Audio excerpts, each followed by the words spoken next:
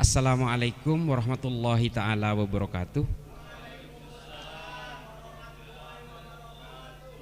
Yang saya hormati para kiai, para alim ulama, para masyayikh, para habaib, para santri yang mohon maaf tidak bisa saya sebutkan satu persatu, Bapak Ketua PWNU, PCNU, dan semua banom-banom NU yang hadir dalam majelis ini. Terima kasih atas undangannya dari GMNU. Ada Pak Ketum, terima kasih. Ini satu kampung Pak sama saya dari Madura, satu kecamatan ya, kurang lebih seperti itu. Tapi ini bukan ini Ketua GMNU ini ngundang saya bukan karena nepotisme, karena sesama satu kampung. Saya kenalnya juga di Jakarta sebenarnya. Terima kasih Pak Mahendra dari Kontra Narasi, Kasubdit Kontra Narasi, Direktorat Pencegahan Densus 88. Sangat senang saya bisa hadir. Ini pertama kali saya sebenarnya di Banten. Meskipun Banten ini saya dulu pernah ingat ketika saya kecil, saya dibawa oleh bapak saya. Waktu itu bapak saya masih belum haji. Saya dibawa kira-kira sekitar tahun 83. Saya dibawa ke sini, saya diminta untuk ngalap berkah kepada salah seorang kiai di sini. Waktu itu saya masih SMP kalau tidak salah. Saya dibawa ke salah satu kiai di Banten yang saya tidak ingat, waktu itu gelap sekali, kemana-mana itu hujan dan sebagainya. Dan ternyata saya baru tahu belakangan bahwa yang saya datangi itu adalah Al-Mukarram Abu Yamutadi.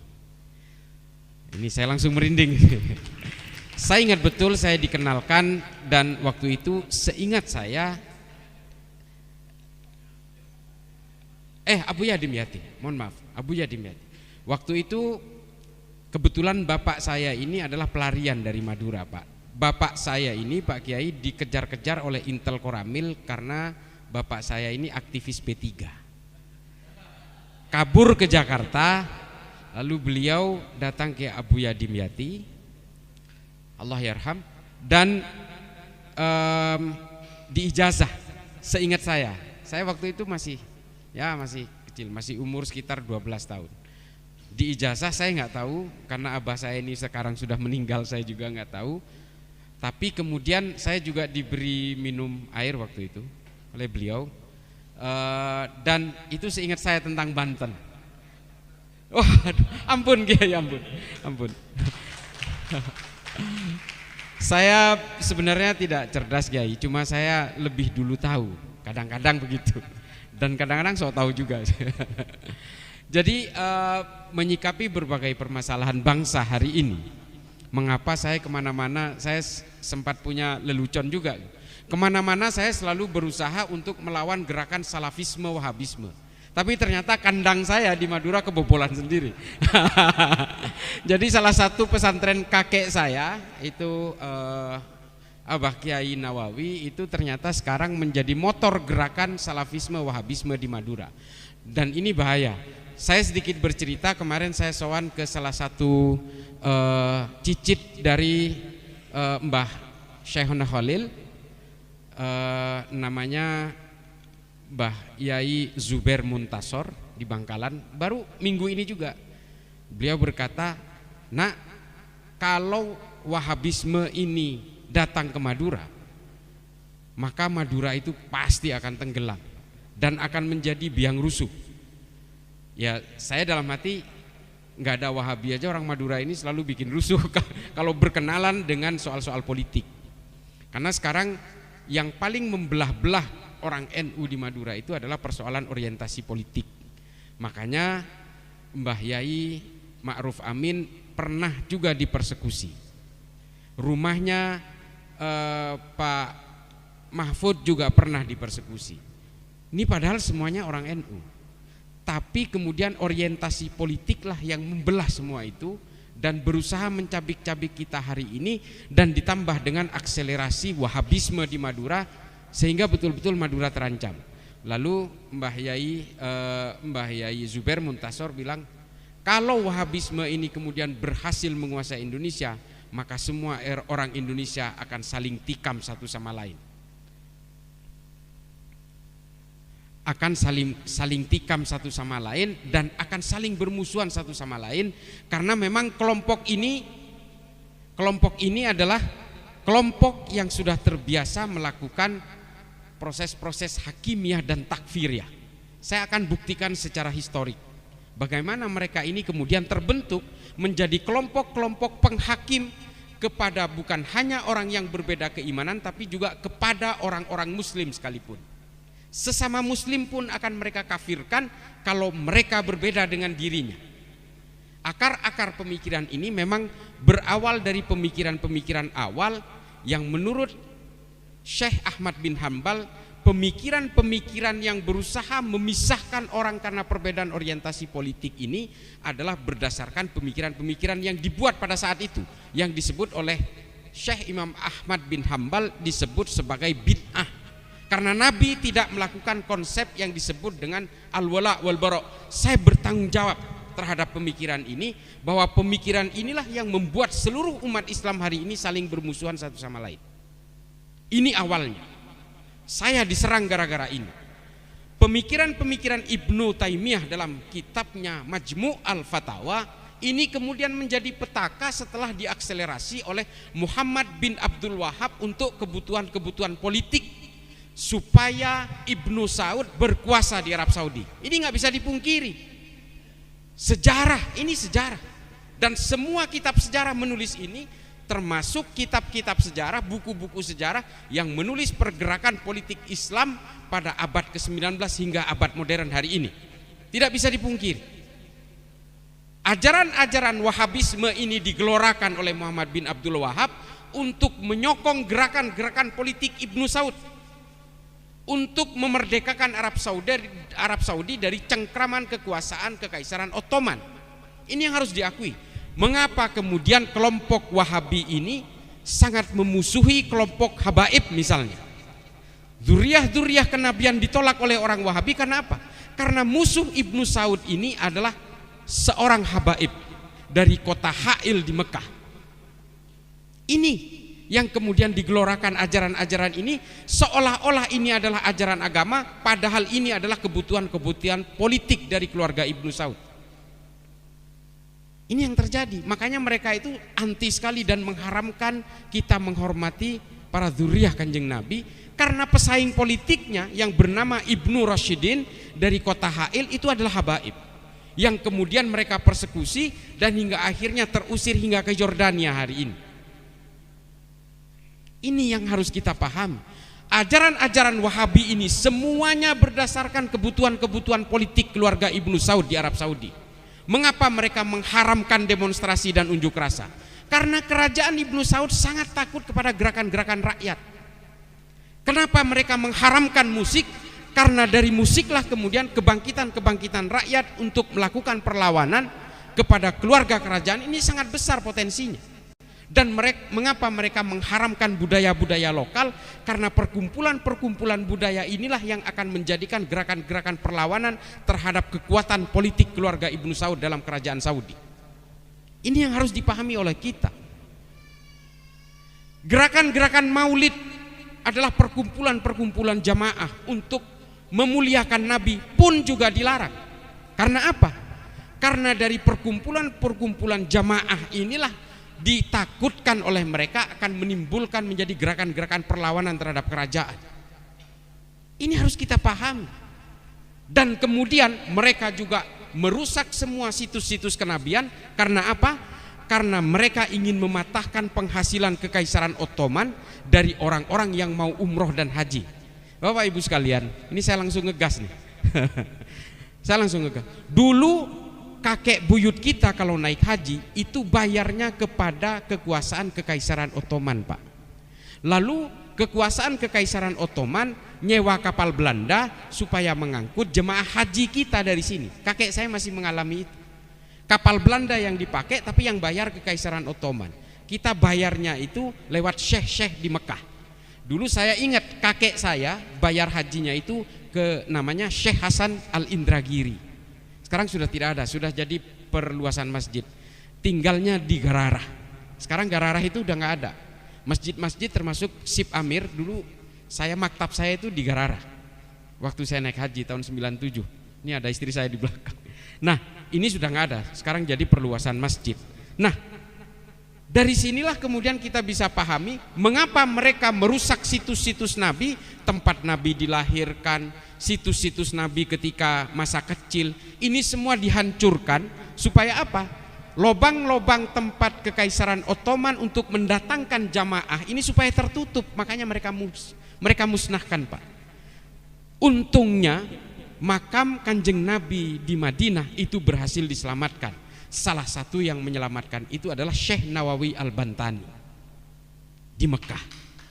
Ini yang harus kita apresiasi. Kalau tidak, makam Nabi pun akan mereka hancurkan. Tujuannya apa? Tujuannya politik, supaya jalur-jalur penghasilan Kekaisaran Ottoman dan jalur-jalur politik Kekaisaran Ottoman untuk menopang ekonomi Kekaisaran Ottoman ini supaya habis di Mekah.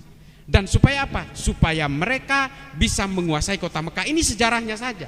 Kalau hari ini Saudi berubah, itu lain cerita. Tapi semua ajaran salafisme, wahabisme ini semua dibuat untuk menyokong konstruksi-konstruksi politik kerajaan Ibnu Saud di Arab Saudi. Lalu mereka melakukan perampasan-perampasan. Mereka menghalalkan ghanimah-ghanimah, termasuk merampok makamnya Sayyidina Ali di Najaf, di Madinah bagian timur. Di Arab Saudi bagian timur. Dia rampas semua harta-harta orang pengikut Sayyidina Ali yang kemudian kita kenal sebagai Syiah ini, dan momentum ini dikenal sebagai the sack of Karbala. Perampasan harta-harta di Karbala. Dirampas semua, diangkut untuk menjadi pembiayaan utama bagi kelompok-kelompok Ibnu Saud dalam menguasai Arab Saudi. Ini saya tidak membenci Ibnu Saud di sini, tapi saya hanya ingin membuktikan secara sejarah, secara historik, bahwa semua fatwa-fatwa dari ulama Saudi termasuk Abdullah bin Bas, Al-Utsaimin, Albani yang kemudian digelorakan oleh ustadz-ustadz Wahabi hari ini di Indonesia sebenarnya adalah gerakan-gerakan kebutuhan politik di Arab Saudi pada masa itu. Sehingga kemudian Saudi menjadi Al-Mamlakah As-Saudiyah Al-Arabiyah seperti yang kita dengar hari ini. Dan mengapa mereka kemudian mengharamkan khilafah? Karena khilafah ini menjadi ancaman bagi kerajaan Saudi, Pak. Padahal kedua-duanya, kelompok pengusung khilafah dan kelompok Wahabi ini sama fahamnya, Wahabi semua. Ini harus kita pahami. Yang namanya yang namanya Ikhwanul Muslimin yang tumbuh di Mesir lewat Hasan al-Banna, ini amaliyah dan ubudiyahnya sama. Mereka adalah orang-orang Wahabi juga, tapi tujuannya berbeda. Yang satu ingin menegakkan al-mamlakah, kerajaan, yang satu Ikhwanul Muslimin ingin menegakkan khilafah. Sama semuanya. Hizbut Tahrir sama. Ini orang-orang Wahabi juga. Yang membedakan mereka, yang membedakan identifikasi perbedaan di antara mereka adalah tujuan politiknya. Kelompok Wahabi hanya ingin memapankan kekuasaan kerajaan Arab Saudi hari ini, sementara khilafah ingin menguasai Indonesia dan menjadikan khilafah sebagai sistem politik utama. Arus utama politiknya yang berbeda, ajarannya sama. Ini yang harus kita pahami.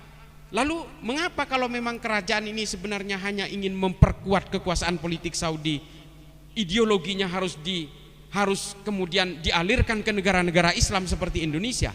Karena Saudi bagaimanapun, kerajaan Saudi bagaimanapun, kekuasaan politik kerajaan Saudi bagaimanapun, hidupnya dari negara-negara Islam, Pak. Karena mereka adalah pengelola dua kota suci. Kalau semua orang umat Islam di seluruh dunia sepakat misalnya bahwa pemerintahan kerajaan Arab Saudi harus diruntuhkan atas penguasaan dua kota suci Al-Haramain ini, selesai semua. Itulah mengapa Arab Saudi pada tahun 70 awal ketika dia punya uang lewat minyak, lewat oil booming itu, dia menggelontorkan uangnya untuk gerakan eksportasi Wahabisme internasional. Saya tantang orang Wahabi untuk membantah saya di sini. Lalu semua uang itu mengalir bersama gerakan Wahabisme ke seluruh dunia. Tapi kemudian ujungnya bercabang dua. Yang satu terpecah dalam gerakan khilafah, yang satu menjadi gerakan Wahabisme internasional. Banyak, Pak, para politisi di sini yang sudah terpapar ini dari sejak tahun 70-an awal. Jangan bantah ini. Semua ormas banyak yang terlibat dalam gerakan ini, yang kemudian digelontorkan bersama uangnya lewat yayasan-yayasan seperti Al-Haramain. Ada sekolah Lipia di sini yang dibentuk oleh pemerintah Arab Saudi, dan ini yang menjadi epicentrum regenerasi Wahabisme di Indonesia. Nggak bisa dipungkiri. Meskipun tidak semua keluaran Lipia ini menjadi Wahabi, tidak semua, tapi hampir semuanya menjadi ideolog teroris di Indonesia hari ini. Ini yang harus kita paham. Semuanya menjadi ideologi basis-basis kekerasan atas nama Islam di sini. Saya sebutkan satu. Aman Abdurrahman, ketua Jamaah Ansarud Daulah yang hari ini tervonis mati ada di Nusa Kambangan, lulusan Lipia. Banyak sekali. Bahrun Naim, banyak sekali. Habib Rizik Syihab, lulusan Lipia semua. Kalaupun dia tidak menjadi Wahabi, setidaknya dia menjadi frontal dan militansinya berlebih. Saya tidak ingin mempersekusi Habib Rizik sebagai dzurriyyah Nabi, tapi karena dia menggelorakan kekerasan dan mencaci maki orang lain, termasuk mencaci maki ulama-ulama NU, maka saya harus tolak. Sama seperti Densus yang menangkap hari ini. Sejak tahun 2000 Densus 88 menangkap 2000 orang teroris.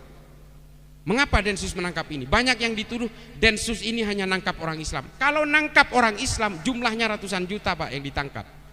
Tapi Densus menangkap orang ini bukan karena mereka Islam, tapi karena mereka masuk dalam jaringan terorisme. Kalau orang Islam yang seperti kita, yang biasa-biasa saja, yang moderat ini, nggak mungkin ditangkap, santai aja. Merokok,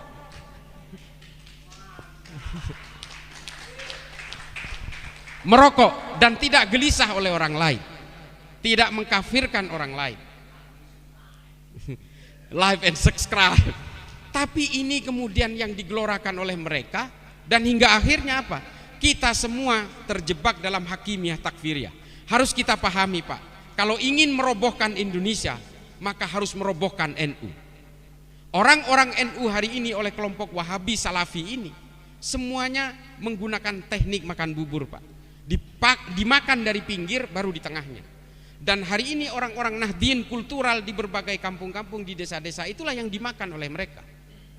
Di Madura Pak, saya bayangin juga, kita bayangkan Madura itu kalau ditanya agamanya NO, Nahdlatul Ulama. Ini orang Madura, saking fanatiknya dan saking takzimnya kepada para ulama. Hari ini sudah masuk mereka.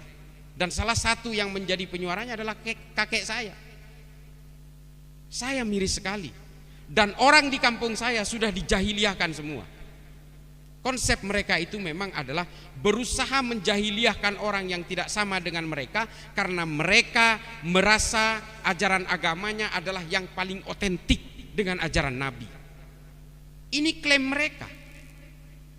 Nabi tidak pernah mengkafir-kafirkan, apalagi menjahiliahkan orang, sesama muslim terutama. Makanya konsep al-wala wal bara ini berusaha membangun monoloyalitas kepada orang yang sama dan membangun permusuhan dengan orang yang berbeda, kemudian diakselerasi oleh Muhammad bin Abdul Wahab di Najat, yang kemudian menjadi glorifikasi pemisahan-pemisahan orang yang berbeda orientasi politik hari ini.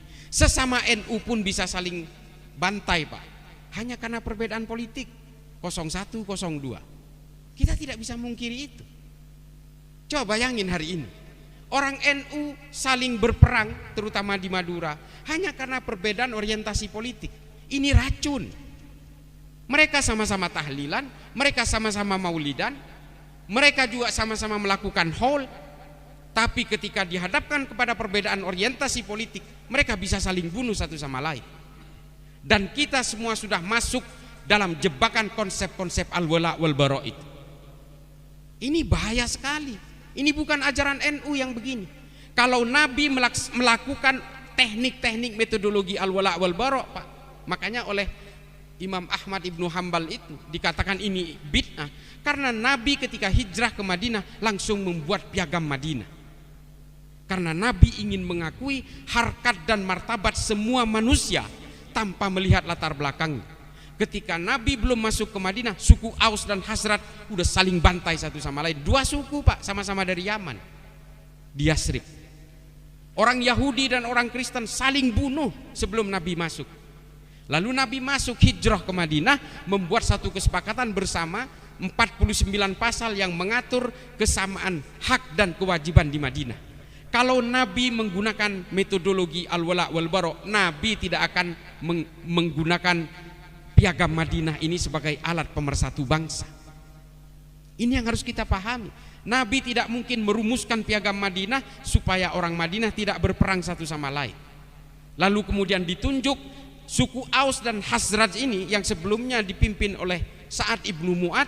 Kemudian setelah Sa'ad ibnu Mu'ad meninggal, ditunjuklah Sa'ad bin Ubadah sebagai pemimpin dari penyatuan antara suku Aus dan Khazraj yang kemudian menjadi pemimpin kaum Ansor di Madinah. Ini yang harus, sejarah-sejarah seperti ini yang mungkin mudah-mudahan sih udah para kiai, para santri sudah bacain. Di Tarikh At-Tabari Al-Umamu Al-Muluk jelas semua runutannya. Bahwa Nabi itu bukan penganut al-wala wal bara. Nabi tidak pernah mau membangun permusuhan dengan orang-orang yang berbeda, termasuk kepada orang sesama muslim sekalipun, apalagi kecuali diserang oleh orang-orang kafir Quraisy baru Nabi berperang. Dan karena Nabi dalam perang-perangnya ini tidak menganggap bahwa ini perang agama, ini adalah perang membela tanah air, makanya Nabi mengajak orang-orang dari Kristen, dari Yahudi untuk ikut berperang bersama Nabi. Saya sering cerita soal ini bahwa salah satu korban perang Uhud itu adalah orang Yahudi, kiainya Yahudi yang bernama Mukhairik. Sampai para sahabat tuh bingung, ini Mukhairik ya Rasulullah, ini Mukhairik ini mau dimakamkan seperti apa sementara dia ini seorang syuhada, tapi dia ini bukan Islam. Coba mau dimakamkan dengan cara apa coba? Dia melindungi Nabi dari panah-panah beracun, lalu semua anak panah itu menancap di badannya sehingga Nabi selamat. Ini kan, waduh, ini syuhada kelas berat ini.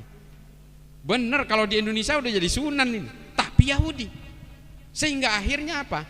Nabi menjawab, dikatakan oleh Nabi, serahkan Mukhairik ini kepada keluarganya, biarlah keluarganya memakamkan sesuai dengan keyakinannya. Urusan sorga dan neraka biarlah Allah yang menentukan. Ini juga menjadi premis saya yang dikatakan oleh Felix Xiao yang mengatakan bahwa membela tanah air tidak ada dalilnya dalam agama. Ini dalilnya. Kalau Nabi itu menganggap semua perang, termasuk perang Taif, perang Khaybar dan sebagainya, ini adalah perang agama, Nabi tidak akan mewajibkan kepada orang Yahudi dan orang Nasrani untuk ikut serta. Ini perang membela tanah air. Karena apa? Kalau Madinah tumbang pada saat itu, sejarah Islam akan berkata lain. Maka kemudian inilah dalilnya bahwa membela tanah air itu adalah bagian dari iman. Karena apa? Membela negara juga bagian dari membela agama. Inilah yang dikatakan oleh Syekhona Khalil bin Abdul Latif dalam beberapa turosnya, bahwa hubbul waton minal iman, dan kemudian diakselerasi oleh Mbah Hasyim Asy'ari bahwa membela negara itu adalah bagian dari iman. Ini semua runutan-runutan kronologis pembelaan tanah air itu dari sini. Mana ada al-wala wal bara di sini? Sehingga akhirnya apa? Mukhairik kemudian wafat, dimakamkan, semua hartanya kurang lebih 75% diserahkan kepada Nabi, karena ternyata Mukhairik mengeluarkan surat wasiat, serahkan kepada Nabi 3/4 harta saya ini kepada Nabi, serahkan kepada beliau. Lalu oleh Nabi dibuat menjadi modal awal Baitul Mal pertama di Madinah. Baitul Mal itu dimodali oleh hartanya orang Yahudi. Apakah Nabi menolak? Tidak. Nabi menerima hartanya dia sebagai modal awal Baitul Mal untuk menyantuni janda-janda perang dan anak-anak yatim korban perang. Ini silahkan cari di kitab-kitab tarikh. Ini semua menulis kok soal ini. Ibnu Athir, Ibnu Katsir, Imam Suyuti, Ibnu Mas'udi, Tarikh At-Tabari, semua menulis. Kita hanya tinggal mengeksplor saja. Cuma kadang-kadang ya kita kan agak malas juga baca kitab sejarah itu, karena volumenya betul-betul tebal-tebal. Karena dulu kitab-kitab sejarah ini kalau mau beli itu ditimbang, semakin berat semakin mahal, karena memang tebal-tebal sekali. Nah, dari sinilah kemudian kita berpikir bahwa mengapa saya membawa ke arah ini. Hari ini orang-orang Salafi Wahabi selalu mengaku sebagai ajaran yang paling otentik dengan Nabi. Kalau memang paling otentik dengan Nabi, seharusnya mereka tidak suka menghakimi orang lain, tidak sibuk menghitung dosa orang lain, apalagi mengkafir-kafirkan orang lain. Karena Nabi sangat moderat pada zamannya. Tolong dicatat, Nabi ini adalah sosok yang paling moderat pada zamannya, pada abad ke-7 Masehi. Sangat moderat. Nabi sangat menghargai. Banyak kisah-kisah dari Nabi menyantuni pengemis, orang Yahudi yang selalu memaki-maki beliau di pasar Madinah. Kacang digerus, disuapkan oleh Nabi. Pengemis buta, orang Yahudi, selalu memaki Nabi, tapi sama Nabi setiap pagi disuapi. Coba, apakah keimanan ini menjadi penghalang bagi Nabi untuk melakukan aksi-aksi kemanusiaan? Tidak. Selain dia bukan orang Islam, memaki-maki pula, masih disantuni oleh Nabi dengan menyuapi dengan makanan setiap pagi. Ini loh Nabi kita ini. Sebegitu kuatnya melakukan aksi-aksi kemanusiaan, sebegitu kuatnya menyuarakan kedamaian, dan sangat moderat pada zamannya. Orang-orang suku Aus dan Khazraj itu heran, kok bisa loh Kanjeng Nabi ini, sosok yang pada saat itu bisa menenteramkan Madinah yang sebelumnya terjadi perang hampir setiap hari. Suku Aus dan Khazraj ini perangnya nggak berhenti-berhenti, termasuk suku-suku Quraizah. Terus suku-suku Bani Qainuqa, ini orang-orang Yahudi semua ini, bertempur sesama orang Yahudi hanya berebut untuk menarik pajak dari masyarakat. Kota Yasrib ini sebelum dikuasai oleh Nabi, ini dikuasai oleh kerajaan Persia. Tukang mungut pajaknya itu orang-orang Yahudi. Orang Yahudi ini saling berperang satu sama lain hanya untuk merebut hak untuk memungut pajak ini. Mereka berperang satu sama lain. Suku Aus dan Khazraj ini orang dari Yaman yang membawa permusuhan dari Yaman ke kota Yasrib. Tapi ketika Nabi hijrah, berhasil menentramkan semuanya. Yang Kristen, yang Yahudi, yang suku-suku, berhasil tentram semuanya dan menjadi bersatu padu. Suku pendatang itu masuk ke kaum Muhajirin, dan suku pribumi masuk ke dalam kaum Ansor. Pemimpinnya namanya Sa'ad bin Ubadah. Setelah Nabi wafat, persoalan muncul lagi. Jadi kalau ingin membuktikan bahwa Nabi itu moderat pada zamannya, inilah Nabi. Mengapa kemudian Nabi setelah wafat, orang-orang Madinah berantem lagi? Jangankan suku Aus dan Khazraj, kaum Muhajirin dan kaum Ansor pun mau berperang. Karena apa? Karena politik, Pak. Begitu, Kiai. Mohon izin kalau ada yang salah tolong dikoreksi, Kiai. Ini kan sok pinter aja. Kaum Muhajirin dan kaum Ansor saling berhadapan, sudah mau saling tebas. Sa'ad bin Ubadah dan Sayyidina Umar sudah mau saling tebas dengan pedang. Gara-gara apa? Politik. Setelah Nabi wafat, jenazahnya belum dimakamkan, mereka sudah mau berperang. Lalu kemudian gerakan-gerakan anti moderasi ini mulai muncul di situ. Karena apa? Diracuni oleh ambisi-ambisi politik. Sa'ad bin Ubadah mau saling tusuk dengan Sayyidina Umar, hingga akhirnya keputusan ulama, keputusan para sahabat pada zaman itu memutuskan, udah ambil jalan tengah aja deh, Sayyidina Abu Bakar dijadikan pemimpin. Ini betul-betul diambil garis tengah. Udah, daripada milih Sa'ad nanti Umar marah, Umar dipilih, Sa'ad marah. Sa'ad bilang, saya ini pribumi di sini dari suku Khazraj. Kata Sayyidina Umar, nggak bisa, saya dari suku Quraisy sama dengan Nabi, saya berhak juga jadi pemimpin. Akhirnya diambil jalan tengah, Sayyidina Abu Bakar. Tapi apakah itu selesai? Tidak. Sa'ad bin Ubadah kemudian pergi dari Madinah karena tidak mau mengakui kepemimpinan Sayyidina Abu Bakar. Dia pindah ke Suriah. Di Suriah 3 tahun kemudian dibunuh oleh 2 panah beracun. Dalam kitab sejarah lain disebut satu menancap di dahinya, satu di dadanya. Dalam Tarikh At-Tabari Al-Umam Al-Muluk disebut menancap dua-duanya di dada ketika sedang buang air kecil. Karena buang air kecilnya itu berdiri, belum duduk, lalu muncul fitnah di situ bahwa Sa'ad bin Ubadah dibunuh oleh jin karena posisi berdiri. Karena di dalam etik dan moral Islam, berdiri itu tidak boleh. Pada saat itu punya keyakinan seperti itu, sehingga dikatakan ini dibunuh oleh jin, padahal tidak. Dibunuh oleh kekuatan-kekuatan politik di Madinah yang tidak terima Sa'ad bin Ubadah selalu mempengaruhi orang-orang Ansor untuk melawan kepada Sayyidina Abu Bakar, sehingga akhirnya dibunuh di bawah satu konspirasi besar. Ini Ibnu Mas'udi yang nulis. Ibnu Mas'udi ini ahli sejarah pada abad ke-15, sehingga dia lebih renik menulis tentang orientasi kajian-kajian politiknya. Nah, lalu kemudian terus proses pengkafiran ini terjadi, termasuk dalam pembunuhan Sayyidina Utsman oleh sesama orang Islam.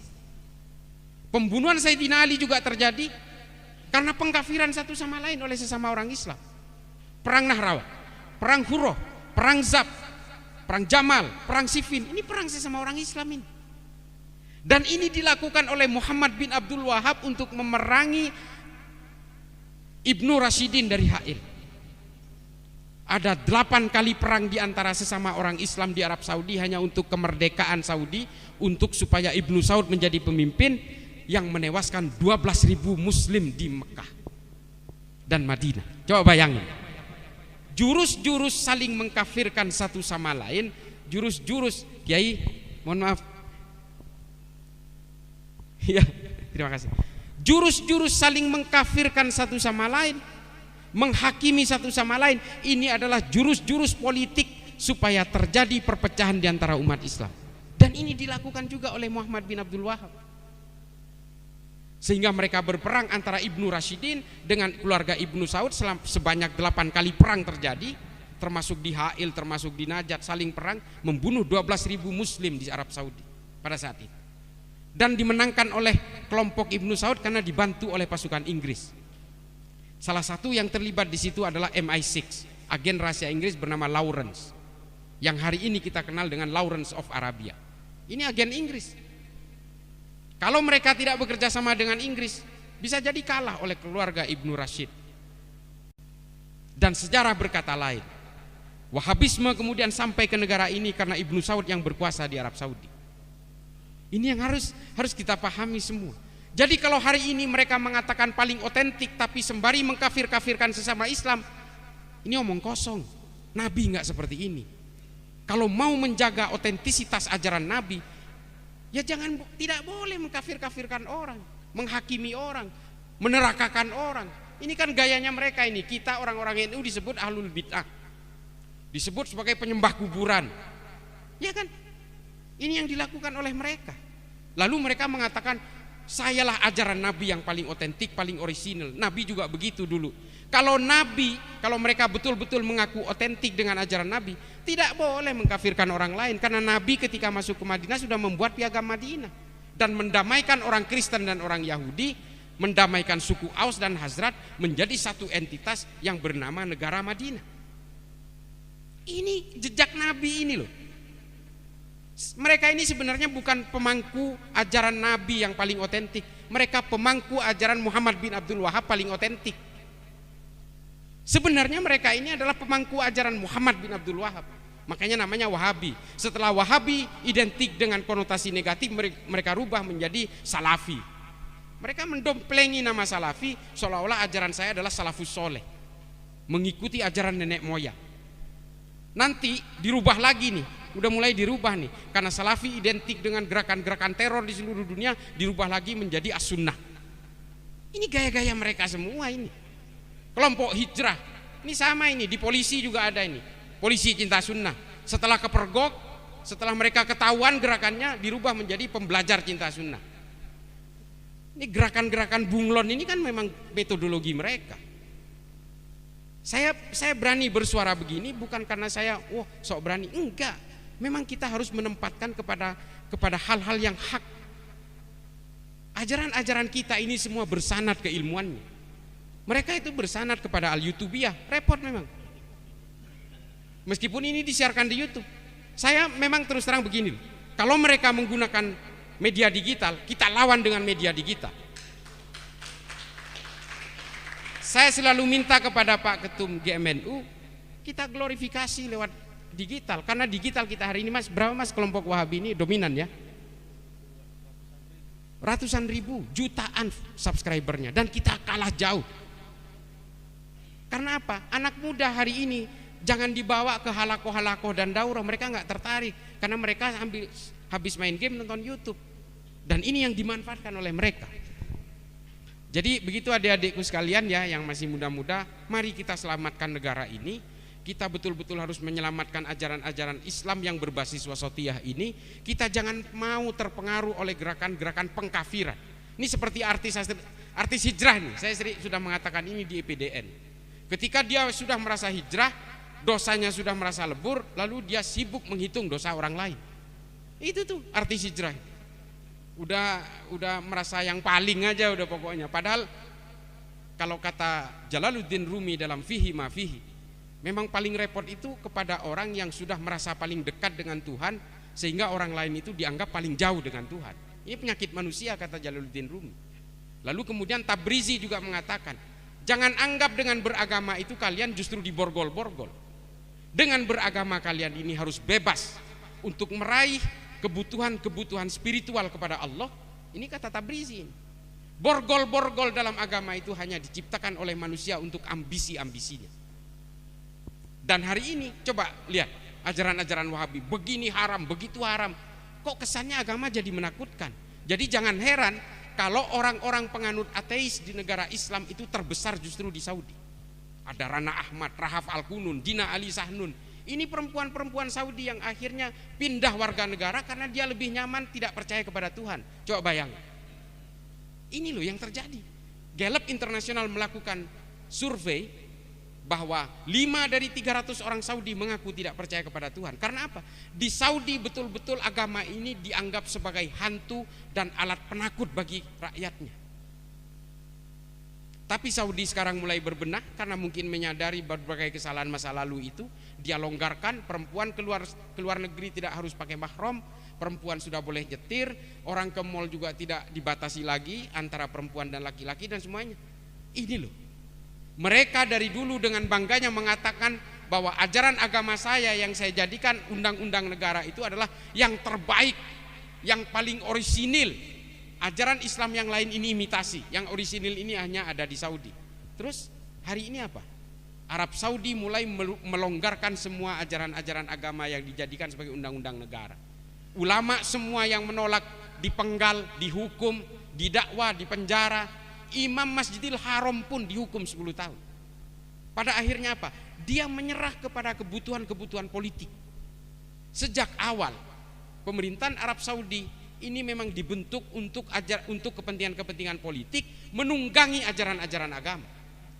Ajaran Wahabisme yang sekarang ini digelorakan di Indonesia ini sebenarnya memang berawal dari konstruksi politik kerajaan untuk membangun kekuatan supaya kekuasaan Ibnu Saud tidak ambruk.